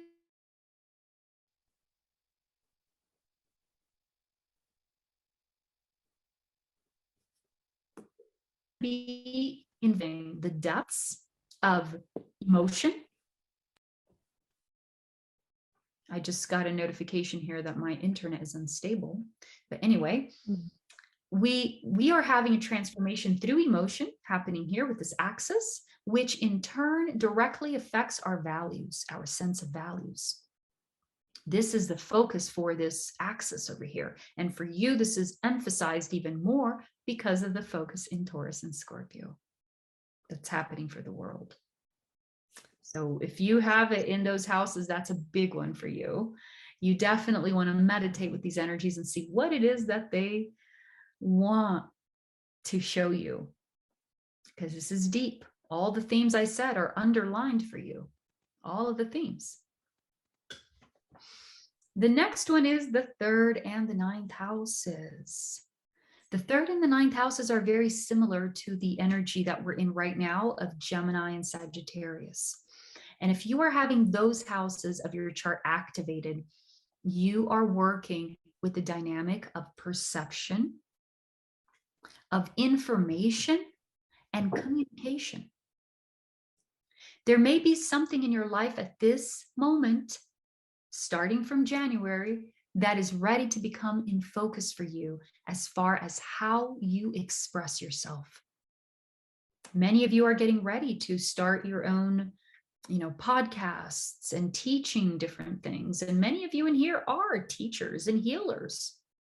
And if that's the case, the nodes focusing on your 3rd and 9th houses, this is a time for you to start sharing the message. This is a time to do all the healing that you need to do with your throat chakra and get this baby started, because this is a time where life is not going to let you go by without a complete transformation of perception. And once you have a transformation of perception, then it becomes your truth to share. And especially with the sign of Scorpio and Taurus over here. Scorpio and Taurus are signs that are going to have you go deep. Change your values around perception. With a North Node in the 3rd house, this is going to have you focus a lot more on the things that you learn through books, maybe talking with people, engaging with others. There may be something as well associated with your brothers and sisters. And even, believe it or not, vehicles. And I know these things may sound a little like, vehicles, like, where did that come from? But yeah, it belongs to the 3rd house. So if you have the North Node, for example, going into the 3rd house, it may be time to get a new vehicle. There may be things with your siblings, with your brothers and sisters that may come into the picture now. Even if it's the South Node that you have there, if you have that axis active, there may be themes with siblings coming to the picture that are important for your soul evolution. This may be a time where you may find yourself multitasking, having to learn how to create a website, how to bring things together so you can create an ebook, how to edit, how to research, how to go after information to put something together. If the North Node is in there, this is the time to do it. And with the South Node in the 9th house, it could be a time for you to let go and put in the back burner a lot of bigger concepts out there, even some big spiritual truths, because now there is the focus on the information and communication that you need today in order to reach others. So sometimes you have to put all of that a little bit, let it simmer, put all that spirituality in the back burner a little bit, even because there may be a transformation happening in that zone for you of spirituality. So this is where you now want to focus on, well, what can I do with this message I have? I need to learn how to create business cards. I need to start networking. I need to create a course. That's all third house.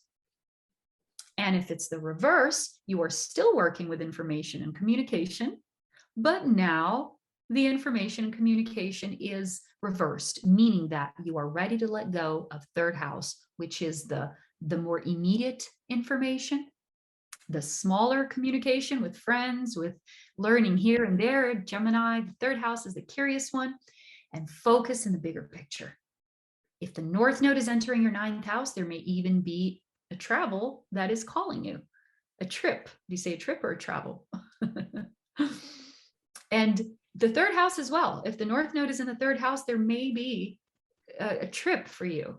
It's a smaller trip. It's more of a multitasking energy, but then that is the axis of movement and travel. And specifically the 9th house is travel, big travel. So there may be traveling coming up for you.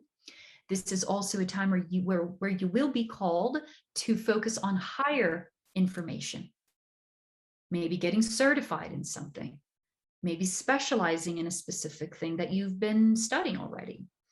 And the 9th house is also about the broadcasting of the message.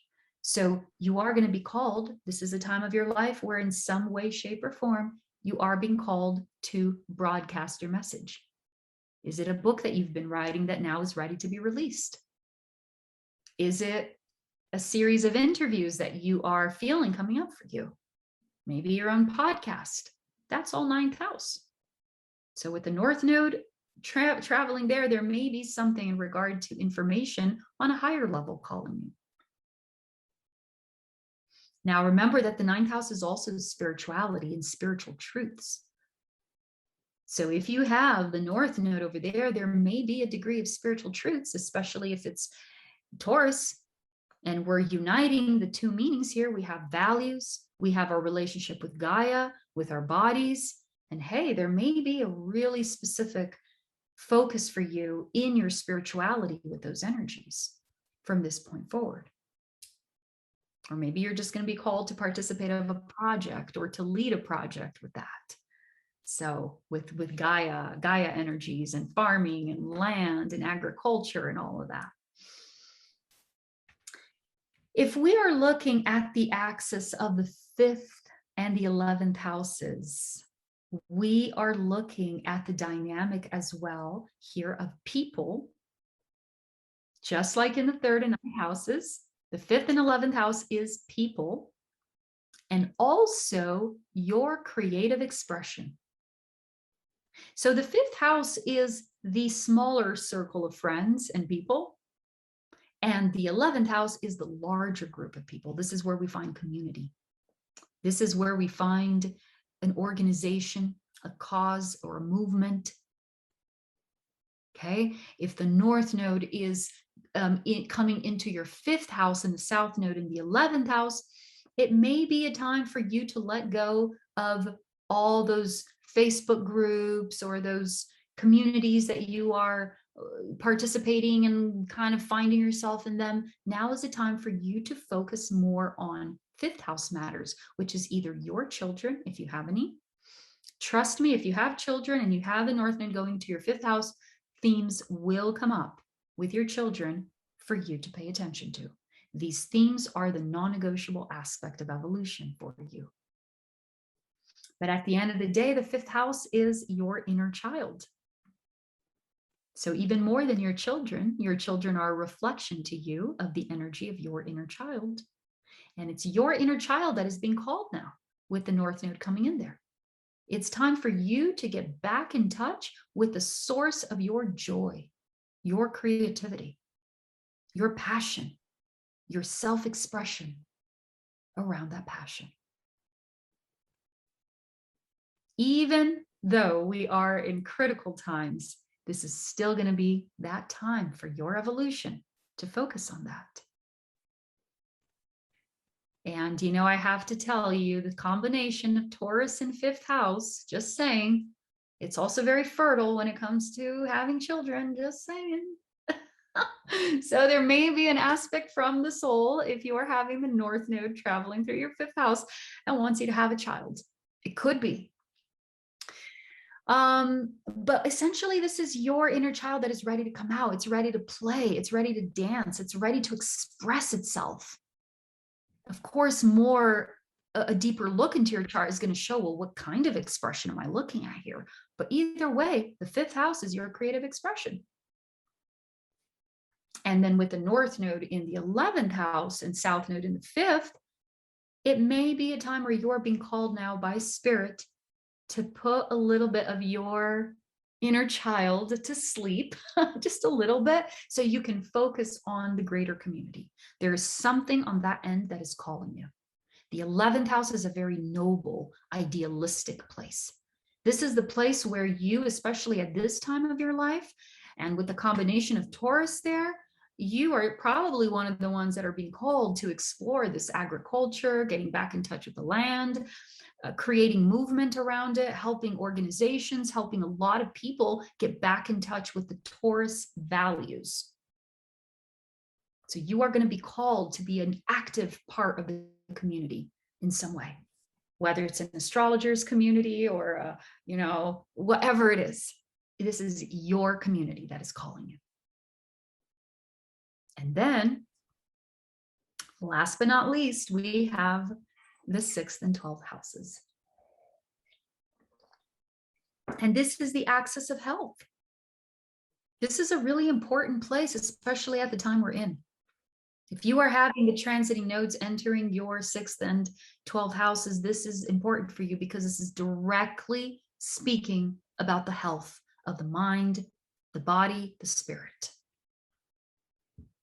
With the North Node entering your 6th house, you are getting ready to understand about health in a different way. You may be drawn to different things that you weren't drawn to before, even health regimes or different aspects of health that now it's time for you to look at. There's also something significant with the 6th house of when it comes to service and work. And if you're having the North Node coming into the 6th house, this may be a time with the South Node in the 12th, it may be a time that you have to let go of being too much in the clouds and in the spirit world, and maybe even distanced from the world, because the 12th house is seclusion, right? There's an aspect of solitude and seclusion with the 12th house. And it may be time for you to roll up your sleeves and get into the 6th house virtues of organization, discipline, and work. So if you have that happening, it's probably time to roll up your sleeves. There's probably some project you've been developing and just some work that you've got to get done now. But there is this emphasis on health that is going to call to you as well. And this is the axis of health, specifically of spirit and body, because the 12th house is very much spirit. And it's also emotional health and spiritual health. And then you have the physical health that is represented by the 6th house. So in one way, shape, or another, this is focusing on the integration of health and what that means to you. It's not just taking something for the immune system that you're going to be fine. Like, health is a combination of all things. And this is what you're going to be focusing on. You may also be exploring your gifts as a health practitioner in some way, a nurse, a doctor, an energy healer with this axis. If the North Node is in the 6th house, it could be more of the physical body and tangible aspect of health. And if the North Node is in the 12th house and South Node is in the 6th, maybe more of the energetic part of healing is calling you. Spiritual connection of mind, emotion, spirit, and body. So with the North Node in the 12th house, now spirit is calling you into deeper states of silence, perhaps even a little seclusion. That's okay. You have permission. If the North Node is going into your 12th house, you are naturally going to feel a pull toward a little more silence. And this is important for you because the North Node is pulling you there. The soul direction is calling your spirit there. So you are going to be called to have, your dreams may be more vivid. Your connection with spirit may be more intense, more significant during this time. The 12th house is also a place where we tend to distance ourselves a little bit in order to prepare. Maybe you are in a preparing phase and you are planning, a course that you're going to release or something that you're going to do. And when we have focus in the 12th house, this is a perfect time to remove ourselves a little bit from all the noise and just plan, prepare, stay a little in the back scenes in preparation for the next cycle to come, which then you're going to be ready to come out back into the world. But for the next year and a half, it's spirit that is calling you. There's also significance with health, like I said, and maybe even animals.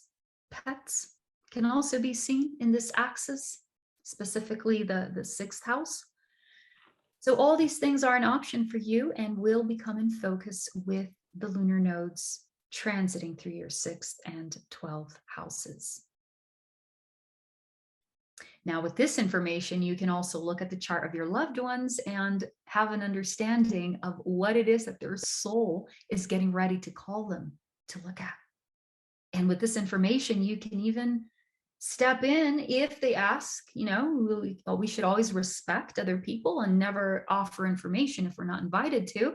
But if you see an opening, if you see them wondering why something is happening in their life and why they're feeling a certain way and why all these things are happening to them, you can offer some perspective and some guidance based on the wisdom of their chart and knowing where the North and South Node is activating for them, what it's activating. And in that sense, you can actually offer very beautiful and deep help that is going to offer meaning and perspective to your friend, to your loved one, and of course, most of all, to yourself. So thank you so much. I know this was a very power-packed talk. These are incredible times we're in, and there's a lot for you to meditate on, contemplate on. Remember to combine both of the interpretations of what it means in the house it's in, but also take it into consideration with all the energies of evolution that we talked about in the beginning that have to do with values, relationship, intimacy, sexuality, spirit and body connection, or body and spirit connection because of Scorpio and Taurus. So remember to include all of these, and then you can create your own interpretation based on the merging of both. Okay. It's wonderful. You've provided us with so much. I know there's a question about the Taurus North Node hitting Uranus. I already looked it up and it's right at the end of July. Yes, can I just share a little something? This is definitely something I wanted to talk about. But I'm like, I don't know if we have time, but it's going to be so significant. I have been keeping my eye out for that already for 6 months, and I still have pretty much another year to go here to wait. I am holding my breath for that one. This is going to be spectacular. We are going to have a conjunction of Uranus and is going to conjunct the North Node. So if we go back to this chart here that we were working with, and we fast forward all the way to, this is going to begin in July. You're right at the end. July 31st is the exact conjunction. So I just want to show you the buildup over here, because this is something that we build up to. And as we can see, You know, starting from July, we are going to start to feel these energies become alive for us. And what you're seeing here is the North Node, right, who is traveling this direction, and they just become closer and closer and closer together until I think they perfect. It's like the last week, right? The last week of July and first week of August, they perfect. And right in time for this conjunction, strategically along comes Mars out of nowhere. Like, really, Mars, did you have to be there? just happens to be dancing around in Taurus at that time. And so what that means is we're going to have a lot of energy happening around that time. And if we know that the North Node is the soul direction, and the soul direction is going to be working with values, including economy, it's going to be working with relationships, it's going to be working with all those things that we talked about, Gaia, the body. Along comes Uranus, who is the unpredictable planet of change. When Uranus comes, he can work in an unpredictable way that things just happen all of a sudden in the spur of the moment, and we experience breakthroughs. So sometimes we experience a breakdown in order to then experience a breakthrough. But with Uranus, there is a change of direction. When I see this combination, the word that comes to my mind is divine intervention. Those are the words that come to my mind. I say divine because the North Node is there, and it doesn't matter what it looks like, it's still divine. And Uranus will definitely bring the unexpected intervention here all of a sudden. And Mars will make sure that it's executed and that it happens, because Mars comes along and energizes that. So we all have Taurus somewhere in our chart. We can expect this phase of July and August. It's really a window of time all the way from July to September. But July and August, especially, we are going to be experiencing some radical things in that house. If you have planets there, very significant for that planet. That planet's energy is included in the divine intervention. Expect things to happen. Wow. Great point. Tom said, Arch Crawford, one of our members who's in financial astrology, talks of the Uranus-Mars crash cycle in the markets. Tom might be sharing more about that in the December panel. I love that, Tom. Yes. I haven't gone down that path of researching the economy that specific yet, but I'm definitely very fascinated because, yeah, this year is going to be big. Someone up here said, concerning the 2nd to the 8th, he said, I'm already sensitive to communicating with the dead. Do you think that might increase? Yes, especially if you're looking at the North Node in your 8th house, because then it's something you want to focus on. Okay, if it's the South Node in the 8th, then maybe it's something that you can put in the back burner for a little bit, because now it's about the 2nd house, getting practical, getting in your body, this is about presence and about leaving the spiritual and emotional roller coaster a little bit to the side. So now you can balance it with being grounded, being in your body. But if it's the reverse and the North Node is in the 8th house, yeah, it may be a time where there may be more activity there for you. We've had a lot of complimentary comments in the chat. Absolutely the best lecture on the nodes I've ever heard. Wow, thank you, Sandy. Thank you. Yes, this topic lights me up. Oh, Sandy has something to ask you. Did you want to say something, Sandy, or? Oh, no, I was just saying it was the best. Yeah, just what you said. Yeah. Okay. Thank you. Thank you. Can you clarify that? So Kathleen has a question that she'd like to ask.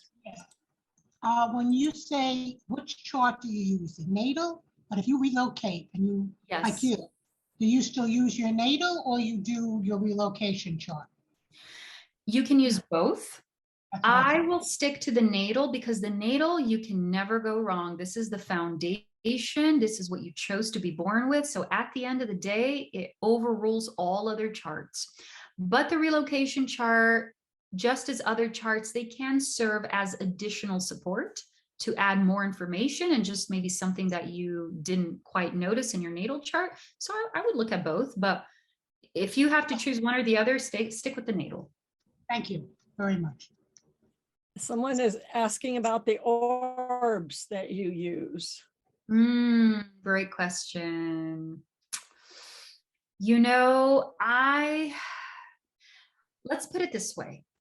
As soon as the nodes, they enter that sign, they are already automatically activating that house for you.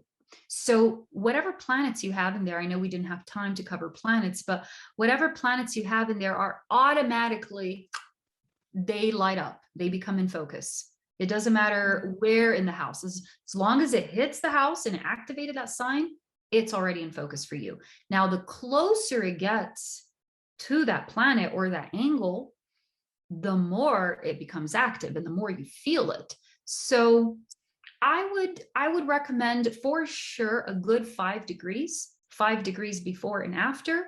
You're definitely in the zone of the conjunction, okay? Because the nodes are very significant. So you'll feel it even before, but you can stick with 5 just to be safe, knowing that the closer it gets, 4 degrees, 3 degrees, 2 degrees away, the stronger it gets.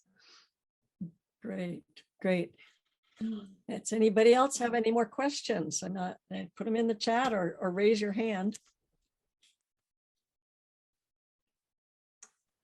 Okay, this Peter gifts you that I was asking what their name is that they registered under. Peter, what your name is, I'd appreciate it. That he says, not using whole signs. My north node is already in the 8th, but not in Taurus yet. Oh, what a great Do question. I focus more on the 9th or the 8th? What a great question. Thank you so much for that, Peter. I actually thought of addressing that too, and it slipped my mind. It didn't make it to my notes. So thank you for bringing that up. Okay, so I'm going to say that, you know, just because the lunar nodes are changing signs, it doesn't mean that everybody is in a new house right away, because, you know, not everybody and I don't work with the whole sign system either. So this does mean that for a lot of us, we are going to feel the lunar nodes changing signs and only coming into a new house later on. Maybe they're still in the same house that they've been for the last year for you. So in this case, you are still working with the previous house. In this case, you can go back to this recording and listen to the previous house. So if I'm talking about here, you're talking about the 9th house, right? Oops, where is it? Your north node is in the 8th, but not in the 9th house yet. So you would go to the interpretation that I gave for the 8th house. This is something you've already been working with, and you are still wrapping up, even as they change signs. But keep your eye out, because at some point it's going to enter a new house. And then when it enters the house, that's when the interpretation for that house begins. Okay. For the Taurus and Scorpio sign, it already began. But as far as the houses go, only when they actually go into the houses. Okay. Great, great. Thank you. Someone asked, do you work with solar arc transits to nodes? I'm not sure I understand what that. Right. It's That question, ambiguous with solar arcs or progressions. And we're talking Yeah. about progressions through transits, and that's rather not. Maybe if you're asking if I work with progressed charts, yes, I do. So as the nodes, they cover Taurus and Scorpio, maybe there's nothing in your natal chart, but maybe there is, maybe you have a progressed Venus in Scorpio. So yes, you definitely want to include your progressed chart if you can. So it'd be the nodes. It'd be the nodes to the progressed chart, whether it's solar arc Yes. or Yes. the secondary progressions, right? Yeah, absolutely. Okay, and then this question, any words of wisdom for someone with Sun ascendant, Mercury, and North Node in Taurus? I'm looking at next year with trepidation. I've already gone through so many changes since Uranus entered Taurus. I would have to look at your chart more specifically to give you words of wisdom. You know, your sun and your ascendant, I'm not sure what what sign that is in. If it is one of the signs we're talking about, and that is very significant for sure. But in order for me to give you words of wisdom, I'd have to look more at your chart to understand the dynamics that are happening for you. I just want Well, to say, she's saying what I was saying, my sun, ascendant, North Node, and Mercury are all in Taurus. Oh, I see. Very Taurian. I Yeah. see. Yes. So with the North Node entering there, it's going to wake up a lot for you, because if you are with the North Node crossing your ascendant, which is already an angle, this is life changes. Remember, I said the ascendant is your personal sense of self. So it's not just your image. This can even reflect in your work, in your health, in your family, because the ascendant is a very key place of your chart, and your sun. Yeah, this is really significant. It's time for you to come out of the closet. Shine really big. Whatever you have going on there, this is your time to own that authority, own that Taurus energy you were born with, for sure. My sun, my ascendant, and my Mercury are all within a few degrees of each other. Wow, what degree is that? 23, 26, and 28 of Taurus. Oh, wow. North Node in Taurus is at 6, but the rest are all a cluster. Oh, and your North Node. Okay, so you are getting ready to have a nodal return. These life changes you're going to have are very important for you to go through before you conclude this 20-year cycle of evolution. So by the time the North Node reaches 6-degree Taurus and forms that nodal return, that's going to be the beginning of a new 20-year cycle for you. So it's going to be a big year for you, honey. Congratulations. Thank you. Good talk. It's excellent. We have another question. You mentioned a focus on digital banking and also on back to the land. They seem very polarized these days. So will this continue for a while? I think so. I think it's going to continue for a while because we're not completed with the Pluto return yet. So I do feel that alternative solutions will be wanting to come in. I don't know if they will be concrete. We are in a wrapping up of a cycle. So it's going to be interesting because we have to remember that these all have to do with the Aquarius age. We're introducing new systems. We're introducing new patterns of thinking and society and ways of living and understanding our bodies and the planet. So it's all of this energy wanting to leave and all this new energy wanting to come in. I don't know if any of them are going to stick just from 2021. I'd say that it's from 2024 that we're going to start to see the real changes that are going to last being implemented. But we can definitely expect a little roller coaster. Yeah. Yeah, definitely. We have another question. Any more questions? Look at Bitcoin and all the digital currencies already starting to change big time. You're right. You're right. There's already a lot of them that are coming into the picture now, and they're only going to gain more and more momentum. Absolutely. So yeah, it's going to be interesting to see. It's just part of the cycles. Like, it is what it is, Like Apple Pay and all the other ones on Android, not using cash, the Taurus, the actual currency, but it's all going digital, just like you said. Yeah, makes sense. Makes sense. That should be interesting when the North Node conjuncts Uranus and something, and someone could pull the plug, or there could be some divine intervention in ways that nobody can expect. I love that you talked about divine intervention to keep that positive kind of idea in our head. Yeah. And I do see Kathleen asking here about the houses of the USA chart. Well, the interesting thing, they're spanning throughout 2 houses. So it's the axis of health, 6th and 12th, and the community, 11th and 5th, other people. And that conjunction of the North Node and Uranus, that divine intervention, is happening right on the cusp of the 6th house for the USA's chart. So that's directly related to health. Yeah, so crossing fingers here.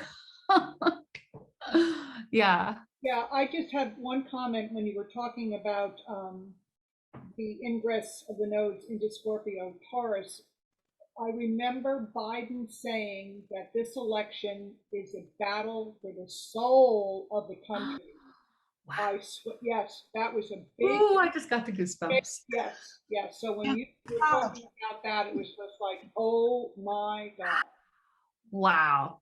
that is quite literally that's happening here. And that's Quite literally. literally a quote from him, not fake news or anything that, he Yeah. said in his speech.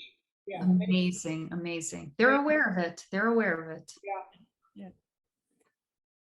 Okay, I mean, we are, you've given us a really good 2 hours. Raquel. Wow, I mean, we did it. We did it in 2 hours. totally impressed. Yes, thank you. Thank you so much. Thank you all so much. And thank you, Astrologers Guild, for having me here. It's such an honor to be able to share this space with like real astrology lovers and people that are ready to talk about these things and understand this deeper. And I have an amazing astrology lovers community that we get to share these moments with, but to be able to just be invited and participate and share this with your members as well, it's been amazing. Thank What's you. your website? My website is my name. So it's www.raquelspring.com. That's my website. Yes, you can find it in the flyer. The flyers of our speakers are always on our events pages. You can find them for as Yeah. long as the website remains. You will be able to find the information about our speakers. And Raquel, the Tucson Astrologers Guild has been alive and well for over 40 years now. We started. Oh, amazing. That's so much respect for that. Yeah. Yes, now we're doing Zooms. You're welcome to join us as a member, and Thank you. we'd love to have you. Thank you. Thank you. It's good. It's been a pleasure getting to know you. Raquel lives in Sedona. Tom Withy was in Sedona on a hike earlier this week, and so we can Lovely. feel that energy of Sedona joining us today, connecting Yeah. us up. Sedona, Tucson. It's great. Great. Thank you so much. Thank you all. Thank you all so much for diving deep with me. I know my talks can be very deep and can be a lot to take in, but I'm so grateful for everybody that's stuck until the end and is just ready for this level of depth.